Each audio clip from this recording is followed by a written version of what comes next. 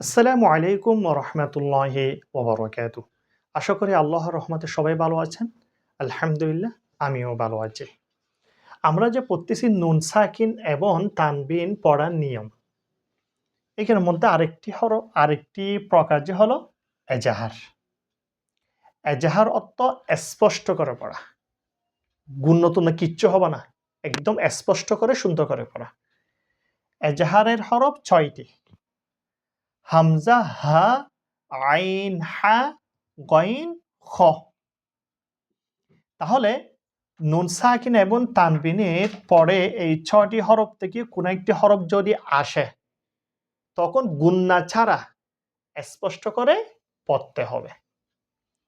যেমন বিসমিল্লাহির রহমানির রহিম।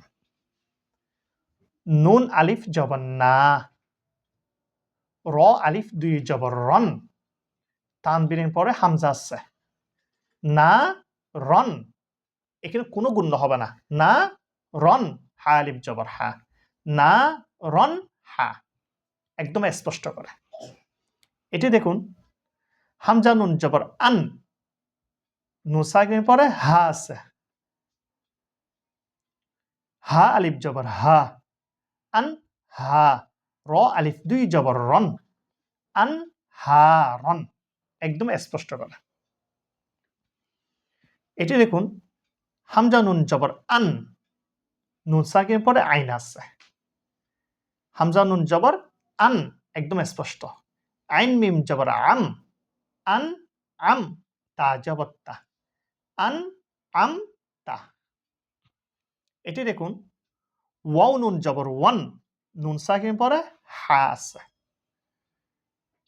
ওয়াও নুন জবর ওয়ান, একদম স্পষ্ট। হা র জবর হার, ওয়ান হার। এটি দেখুন, জার র জবর জার, র জবর র, জার র। তা দুই যে তিন, জার র তিন, তানবিনের পরে খ আছে। তখন স্পষ্ট করে পড়তে হবে। হয় জবর হয়, র দুই জবর রন, হয় রন। কিরকম হবে? জার রতিন খয়রন। এটি দেখুন, হামজা জিম জবর আজে, র দুই ফেশ রুন, আজে রুন, তানবিনের পরে গয়ন আসছে।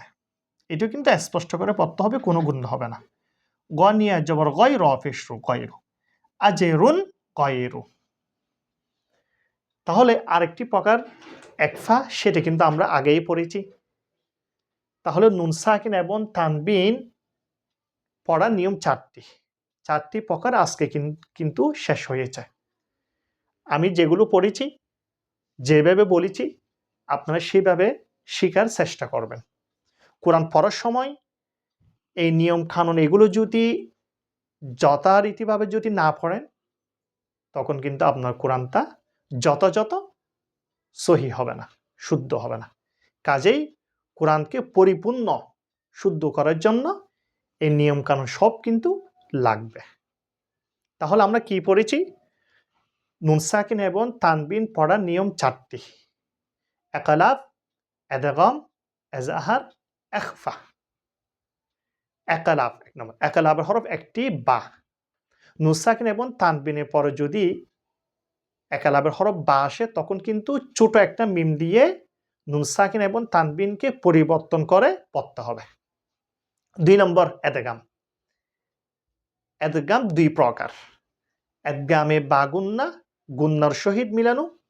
এদগামে বেলা গুন্না, গুন্না ছাড়া মিলানো। এদগামে বা গুন্না হরফ ৪টি। ইয়া, মিম, ওয়াও, নুন। নুন সাকিন এবং তানবিনের পরে এই ৪টি হরফ থেকে কোনো একটি হরফ যদি আসে, তখন গুন্নার সহিত মিলাইয়ে পড়তে হবে। এদগামে বেলাগুন্না। এদগামে বেলাগুন্না হরফ ২টি, র, লাম। নুন সাকিন এবং তানবিনের পরে এই ২টি হরফ থেকে কোনো একটি হরফ যদি আসে, তখন গুন্না ছাড়া মিলাইয়ে পড়তে হবে। ৩ নম্বর এজাহার। এজাহার অর্থ স্পষ্ট করে পড়া। এজাহারের হরফ ৬টি। হামজা, হা, আইন, হা, গইন, খ। নুন সাকিন এবং তানবিনের পরে এই ৬টি হরফ থেকে কোনো একটি হরফ যদি আসে, তখন গুন্না ছাড়া স্পষ্ট করে পড়তে হবে। ৪ নম্বর একফা। একফার হরফ ১৫টি। তা থা জিম জা দাল জা সিন শিন সোয়াদ দত তোয়া জ ফা কফ কাফ। নুন সাকিন এবং তানবিনের পরে এই 15টি হরফ থেকে কোনো একটি হরফ যদি আসে তখন গুন্নার সহিত নাকের ভিতরে লুকিয়ে পড়তে হবে। এক ফত লুকিয়ে পড়া নাকের ভিতর। তাহলে নুন সাকিন এবং তানবিনের পর্ব শেষ হয়েছে।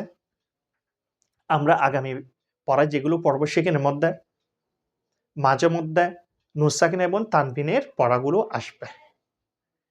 আমি যখন পড়ার সময় আমি বলবো এইটা কিসের হরফ, এখানে কি হয়েছে সেটা। আপনার পড়ার সময় একটু ভালো করে খেয়াল করবেন। কোরআন যদি সহি করতে চান এগুলো সব কিন্তু অবশ্যই প্রয়োজন হবে। কাজেই এগুলো সব নিয়ম কানুন এগুলো শিখার চেষ্টা করবেন ইনশাআল্লাহ। আল্লাহ হাফেজ। আসসালামু আলাইকুম ওয়া রাহমাতুল্লাহি ওয়া বারাকাতুহু।